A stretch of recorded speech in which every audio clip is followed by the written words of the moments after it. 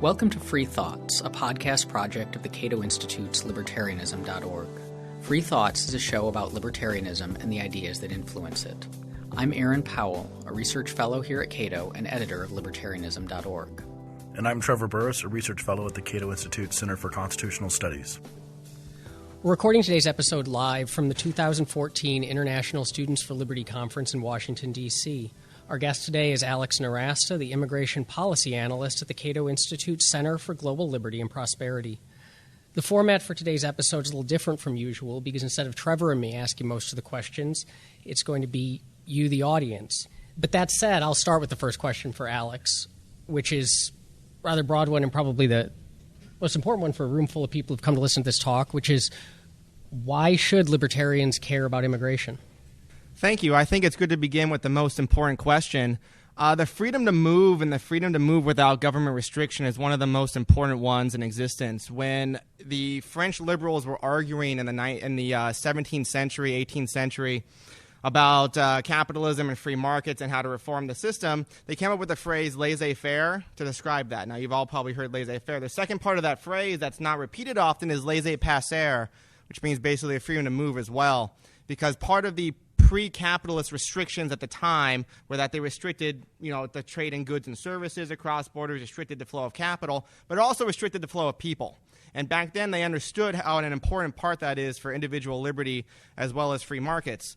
Since the end of World War II, we've seen a liberalization of a lot of things in the international economy. It's easier to trade across borders than it was 70 years ago. It's easier to invest in other countries than it used to be. It's easier to move your patents and intellectual property across borders. But something that's still very restricted in very much an early 20th century way is the freedom to move across borders, to work in other countries for employers voluntarily, to sell your product, to sell your labor, which is for most people in the world throughout history, the most valuable thing that they have, to try to find somebody in another country who will buy that. Still heavily restricted, vastly restricted by the government, and a huge impediment to human freedom. Now, I talk and write about this in the American context mainly, but these problems are sometimes mainly worse in other countries. But it's important, I think, to get a notion of just how restricted this is. As most of us in here are Americans, we understand, we have this proud tradition of like Ellis Island, of, open borders that many of our ancestors came in on. And basically, if you weren't a criminal, if you weren't obviously covered in prison tattoos, if you weren't coughing up your lung and tuberculosis, if you weren't obviously sick, you could come into this country up until about 1921, if you were from Europe, without many restrictions. But now that system has been replaced by something that looks like this. This is put together by a bunch of immigration attorneys at a law firm, I believe, in California. This is the 30,000-foot view of it. If you are not a highly skilled, foreign-educated person who doesn't immediately have a job offer in the United States, and there are only 140,000 of you a year, then you can probably get a green card. If you're directly and immediately related to an American citizen, or sometimes a green card holder, you can get a green card. If you are a refugee, some of you are allowed to get a green card, and there's 50,000 green cards set aside a year for a diversity visa for a lottery. With the exception of that, there is no lawful way for you to come to this country and get a green card. There is no category for a low-skilled immigrant, which is how almost all of our ancestors came to this country, with less than a high school degree or even while being illiterate. So the notion that people can come here lawfully is just wrong. Now, if nobody wanted to come here, this wouldn't matter. This would just be something that exists on paper. But because the wages across countries differ so vastly for the same work, it matters a lot. Economists have this concept called a place premium. It's how much more you would earn in the United States compared to what you would earn in your home country for the identical work. So it's identical amount of years of experience, identical types of education. So a Mexican who moves to the United States with a high school degree can expect to earn 4 times more than he does in Mexico. Guatemalan, 4 times more. Indian, 7. Vietnamese, 9. Haitian, 16-fold. The average is 7 times increase from developed countries to the United States. So this enormous pressure, this enormous economic pressure to come here lawfully is constrained by a legal system that looks like that. There is no way for most of these people who want to be able to come here to fit through that legal system to come here right now. Now, most of you are young. You haven't been competing yet in the national labor market for jobs, I would bet that almost all of you would be willing to move across the United States for a 30% higher increase in your pay. Maybe, definitely for a 50% increase. Are there good restaurants there, though? Yeah, are there good restaurants? That's a good question. Concerts? But these people are facing an amount of wage pressure far more than any of us will ever face in our lifetime, probably. But there is no lawful way for them to move. So that's the basic. But this setup. also would help us out, too, right? I mean, generally having more people makes more prosperity. If not, then you could make the exact same arguments against immigration that you would make against newborn children, right? Yeah, so one of the problems, I think, with the immigration debate from the pro-immigration side is we talk about it in terms of what's good for the immigrants. Now, everybody knows that almost everybody knows that immigration is good for the immigrants. You talk to Tom Tancredo, Republican from Colorado, who despises immigration, and he will admit, yeah, immigration is good for the immigrants. The problem is, well, is it bad for us? Is it bad for the Americans, for the natives who are here right now? And what we find generally is the same thing that Julian Simon found back in the day, which is more people. People are the ultimate resource. People create jobs that they then occupy. They're entrepreneurs. They're consumers. They're inventors. They create a lot of the wealth and circumstances that improve themselves. Having more people here means you can have a greater division of labor. It means that we can have people who are more specialized. And what's more interesting is immigrants come here because there are jobs that are offered to them. We saw after the wake of the Great Recession when the housing market crashed recently, we saw immigration from Mexico drop off to a net zero.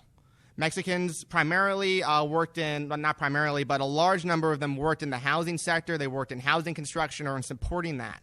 When those jobs evaporated in the wake of the housing collapse, we saw immigration from Mexico drop off because there was no opportunity for them to come here. And that's the same pattern we see throughout American history. When immigrants come here, they're attracted to jobs and opportunity. When they come here, they make us more prosperous by adding their money to our economy, by buying the goods and services, by starting new firms, and by adding to the specialization of the U.S. economy. So first of all, if anyone has a question, you can start lining up, and we'll just call on you. The mic right here, you see. Sure. The incentive for a worker to immigrate depends on the place premium, but and also depends on what type of labor they are. I'm wondering what the place premium is for low-skilled labor in particular. So this place premium right here is for people with a high school degree. So it's not the most skilled labor. It's also not the most unskilled labor. I can't tell you off the top of my head what those numbers are, but most of the workers in these countries who would come over would be very low skill compared to most Americans, and it's somewhere in the order of similar to this. Do they stay low skilled once they come over, or do their skill levels go up, or either within their own lifetime or intergenerationally? So it depends quite a bit on the immigrants themselves and how long they want to stay in the United States. A lot of immigrants are what are called sojourners, which are temporary. They come here for 5 or 10 years, or they have a goal of money they want to save up, and then they want to go back home to their home country. They don't usually invest very much in their own education. They're here to work. They work very hard. They save their money, and they go back home at the end of it. For immigrants who are more longer term, we see about half of them in the course of their lifetime become fluent in English, fully fluent, conversationally fluent in English. Most of them come here without English fluency, so that's a big improvement. We also see sort of a general increase in their education. A lot of them earn their GEDs while they're here, as well as go to community college and take advantage of that.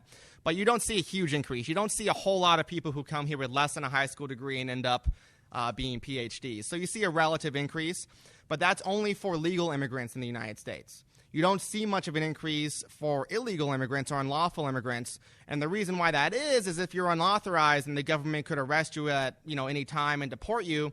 So it's irrational for you to invest in country-specific skills like learning English if you could be shipped away at any time and lose that entire investment.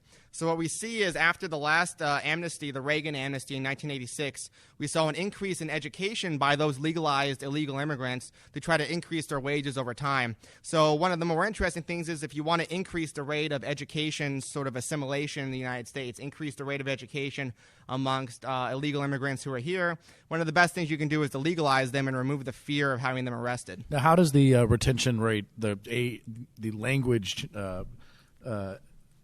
acculturation rate compare to past eras? A lot of people here say, oh, they're not speaking English. No one's learning English anymore. How does it compare to everyone who came here before?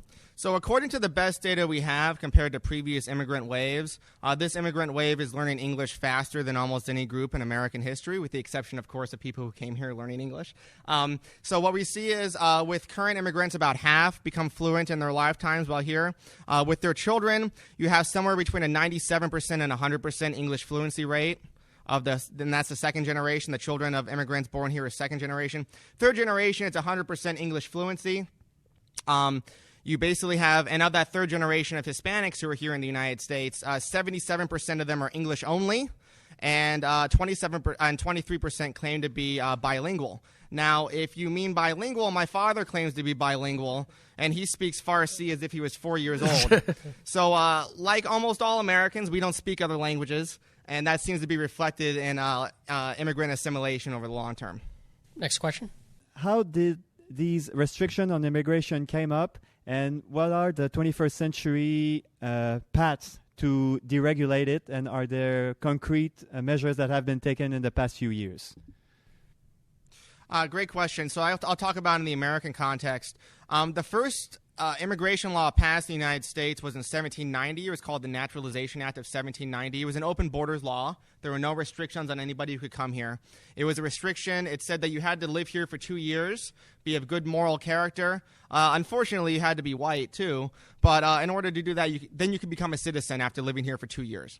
Now, the thing the racial classification is pretty embarrassing, I think, by our standards, especially today. A horrible thing that was rectified later with the 14th Amendment.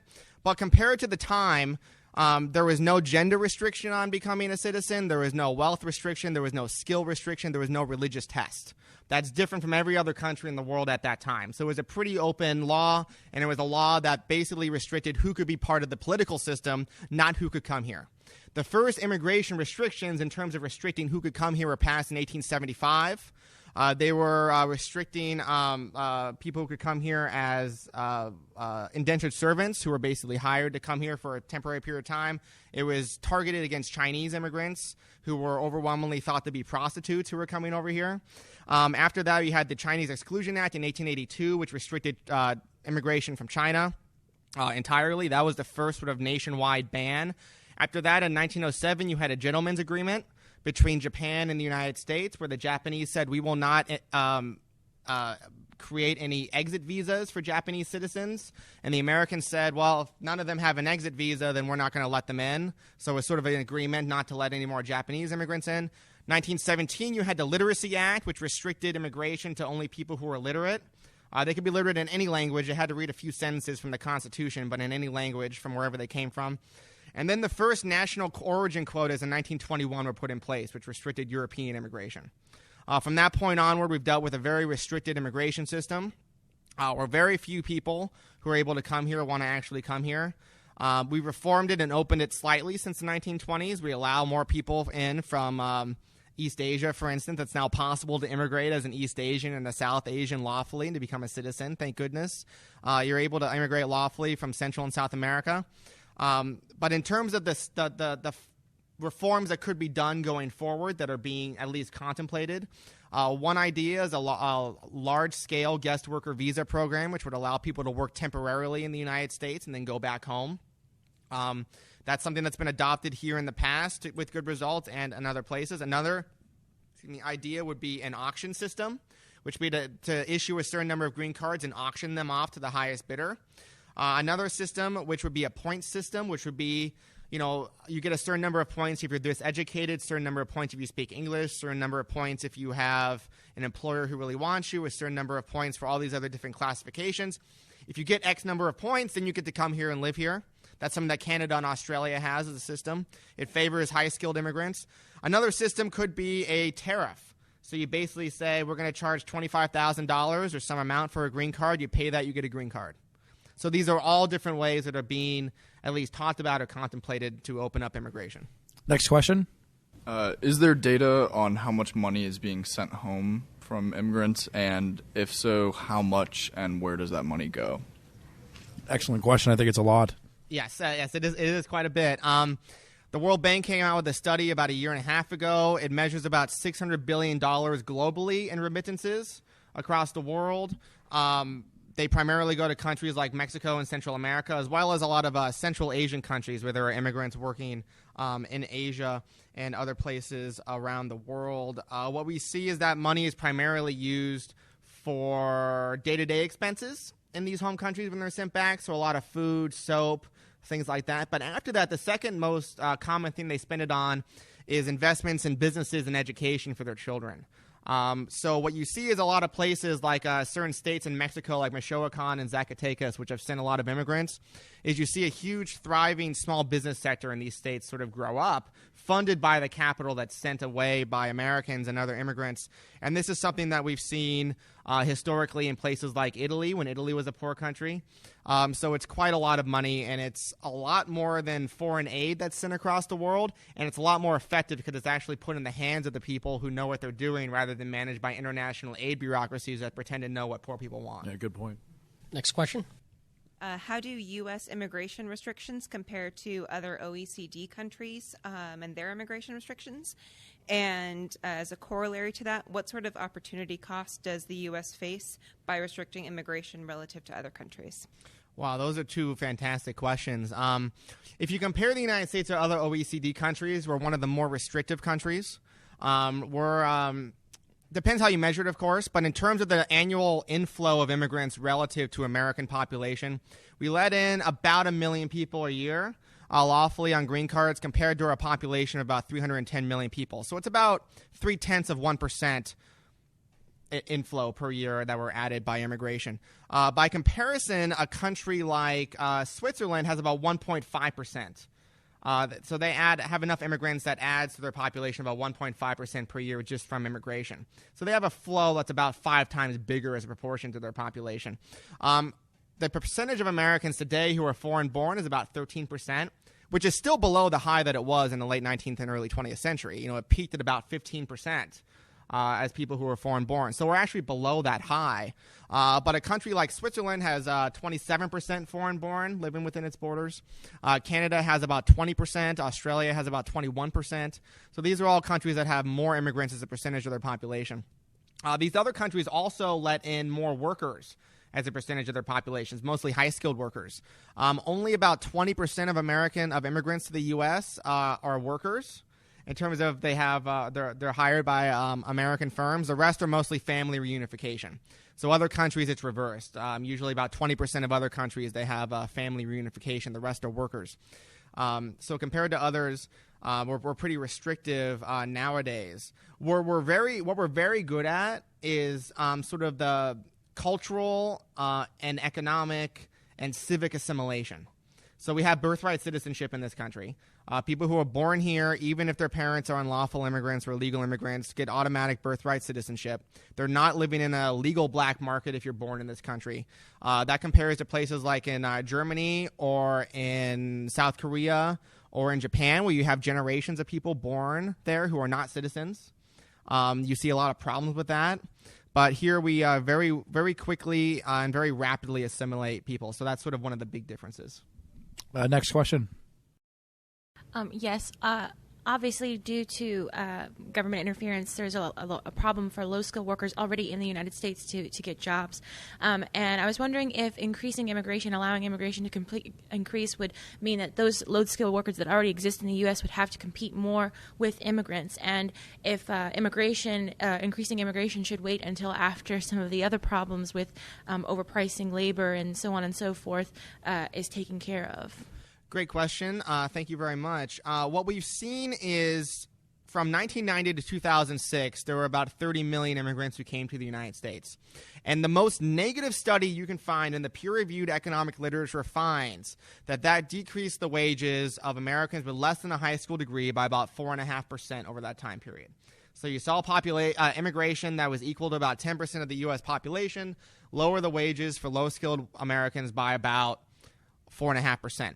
Now, the reason why that is because most immigrants are either lower skilled than the average American or higher skilled than average American. Most Americans are in the middle. You know, we have some college or a college education, so most of us are just not competing with most immigrants who come in, who are much more likely. About a third of immigrants have less than a high school degree. About 20% have a college degree or more.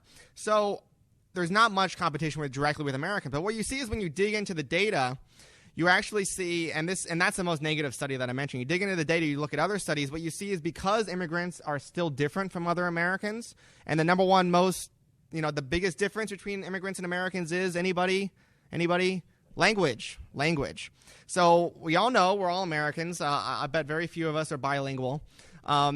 In order to do well economically in the United States, you need to be able to speak English. If you're a low-skilled immigrant and you come in, you don't speak English, you are relegated to different sectors of the labor market that other poor Americans are not working in because they have a skill that's very valuable. So to give you an example, they form parallel labor markets in different sectors of the economy, so they're not competing directly. So to give you an example about a restaurant, low-skilled immigrants who work in restaurants don't work as waiters or waitresses or hostesses or managers.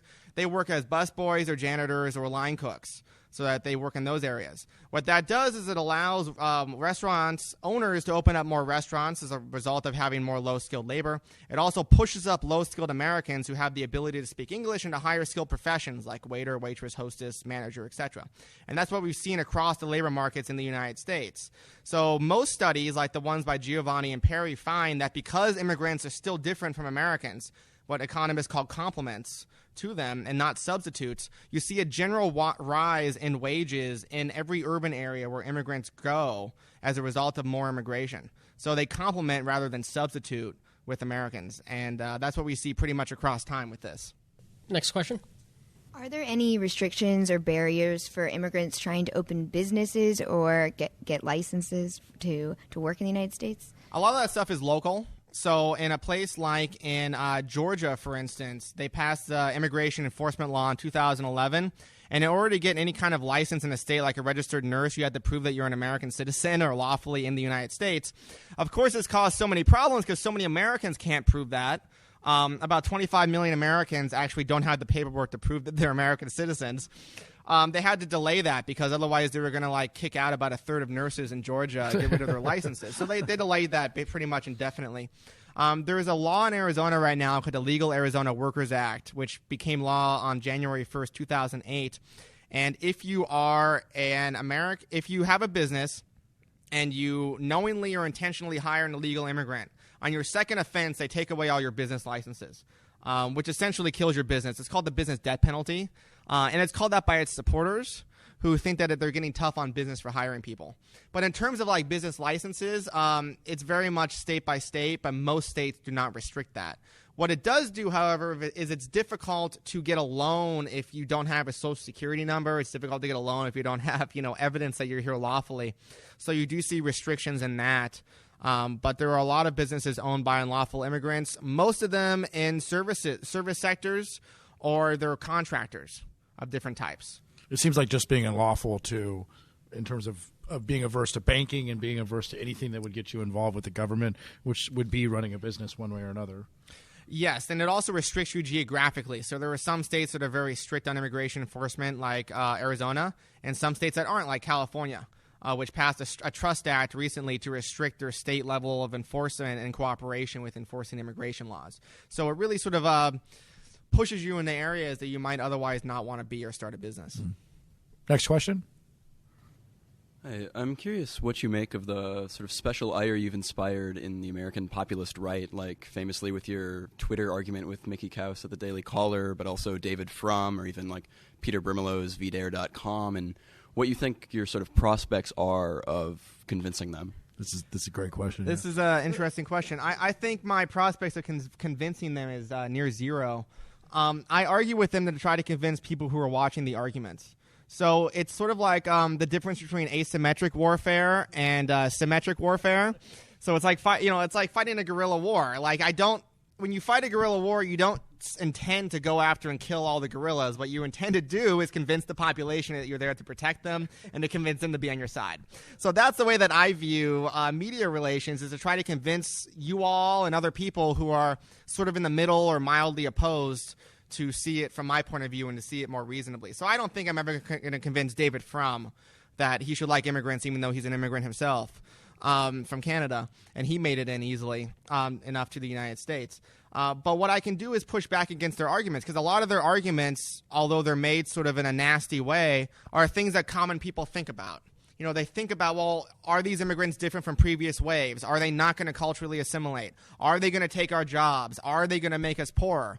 So if I address those arguments head on when they're made in sort of the most brutal way and nasty way, and I can do it in a way that's, somewhat convincing to people in the middle, I think I've done my job as well as I can. Next question. Okay, so I know one of the objections to opening borders or removing restrictions on immigration is the access that legal and illegal immigrants have to benefits that are essentially, some people believe, should be reserved for only tax-paying citizens. Or, some people object to them entirely, like welfare and all those kinds of things coming Like from schools, California. too, and stuff like well, that. yeah, coming from California, I know you can get Medi-Cal, and so that's a major objection that a lot of people have. I was wondering if you had kind of like a rebuttal to that or your thoughts on it. Thank you. And it's nice to meet a fellow Californian. I grew up in Burbank and Camarillo in Southern California, too. And I remember being a kid and watching the California Republican Party commit suicide by blaming immigrants for every problem in the state. They haven't recovered from it yet. And they haven't recovered from it yet. And they're not going to anytime soon. Yeah, it's an interesting question. So I'm one of those libertarians who opposes the welfare state and for everybody all the time. But I think it's important to put it in perspective, like how much welfare do immigrants use in the United States? Unauthorized immigrants right now are ineligible for virtually every single welfare program in virtually every single state.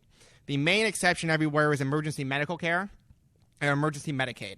So if you show up at a hospital room and you're injured, you can get on-the-spot medical services according to the EMTALA Act. Everybody can, though, including, and you don't have to show any ID or anything like that. So including unlawful immigrants can do that, and that's one of the main sort of costs. If you're a lawful immigrant to the U.S. on a green card, you don't have recourse to public benefits for the first 5 years that you're here lawfully. There are some small exceptions to that, but that generally holds for Medicaid and other benefits like that. But even when immigrants have access to these welfare benefits, especially poor immigrants, you see that they use them at a lower rate, and when they do have access and use them, the dollar value of their benefits is lower than what poor Americans get. So if you compare apples to apples. In fact, it's so much lower that if poor Americans used Medicaid at the rate that poor immigrants do, and their benefits were as small as legal immigrants do, poor immigrants do, Medicaid would be 42% smaller in terms of its benefits. So we're talking about a population that doesn't really use much. In terms of the entitlement programs like Medicare, I hate to, you guys probably all know this because you're smart and well-informed, but Medicare Part A is going to go bankrupt. It's on its way. It's supposed to go bankrupt in 2024 if everything goes well. So probably like in 2021 or 22. Right now, native-born Americans take out $31 billion a year more from that system, Medicare Part A, than they put into it through taxes. So they got a $31 billion deficit for them. But immigrants put in $14 billion more in taxes than they take out. And the reason why it is because they're younger, they're more likely to work, they're less likely to take out benefits because they're generally a healthier population even when they're older. So that's, give some perspective on it. If you really want, and another thing about the American welfare state, it's designed to help, if you think about the different programs and the amount of money we spend on it, it's designed to help sick, elderly women. So sick and elderly, sick, Medicare, Medicaid, elderly, Social Security, Medicare, women, TANF, food stamps, WIC, all these different programs are designed to help single mothers who have children and don't have another bread earner in the household. Immigrants, however, are mostly healthy young men. So there's just a fundamental disconnect between who these programs are designed to help and who immigrants are in the United States. But if you really want to do something about it, I recommend building a wall around the welfare state instead of around the country. I wrote a pretty detailed policy analysis with a lawyer about this, and it's pretty easy to do lawfully. It's constitutional to restrict non-citizen access to welfare benefits within the power of every state to do. It's popular to do if you actually poll it. Who would have thought? And it's much more humane to do that and to remove that criticism of immigration than I think it is to close the border to try to get around immigration, using welfare that way. Our last question. Thank you. So an argumentative move I think many pro-immigration figures like to make is to separate immigration from naturalization. So Brian Kaplan talks about, for example, like let's just talk about free movement and letting people take jobs and set the question of naturalization and citizenship on the other side. And I'm wondering if this might create long-term challenges in two forms. First, the problem, as Alex mentioned, of non-citizen residents is creating sort of a second-class group of Americans over the long term. And second, this sort of tradition we have in America of like birthright citizenship, that the sort of the natural progression of immigration here is towards citizenship, and whether that would require a certain shift in our thinking about immigration sort of as a country. Great question. If you were here on a green card right now, there's no reason why you ever have to naturalize and become an American citizen. You could live here on a green card forever. My friend Ivan's been on a green card here for 40 years. And I don't think he's going to naturalize anytime soon. He doesn't have to. Interesting enough, of the 3 million or so people who were legalized under the 1986 Reagan amnesty, only about 45% of them have so far become citizens. So a majority of them are pretty happy with their green card because they can live on it, they can work, they don't have to be molested. They don't care that much about voting and the other things that being a citizen allows you to do.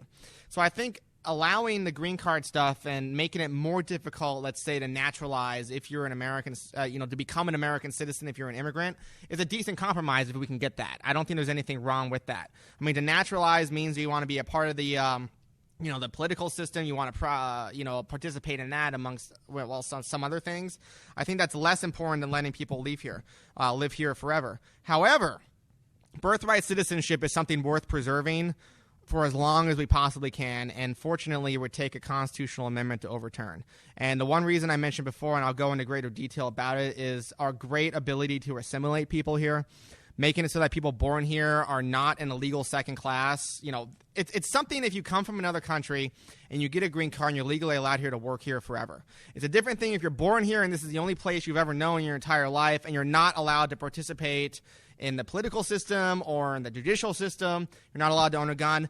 Vast difference. People who are born into places like Germany and Japan, 3 and 4 generations now, Turks and Japanese, who are non-citizens, really despise the place that they live in. They don't feel like they're part of it. They don't feel like they're German or Japanese. They don't feel like they're welcome. They don't have open access to these systems. And I think if we want to make sure that people assimilate and feel like they're home here, which we do want people to feel like they're home here, we should definitely allow at least the people who are born here to automatically become citizens. There are a lot of silly complaints we hear about, what do they call it, anchor babies and things like that, people who come here and give birth immediately so that their kids become, can become citizens, but that doesn't make it easier for their parents to become legal or anything like that. But that is a far, far smaller problem in every way, no matter how you measure it, than dealing with millions of people born here who are not allowed to become citizens. Thank you for listening to Free Thoughts. If you have any questions or comments about today's show, you can find us on Twitter at Free Thoughts Pod. That's Free Thoughts Pod.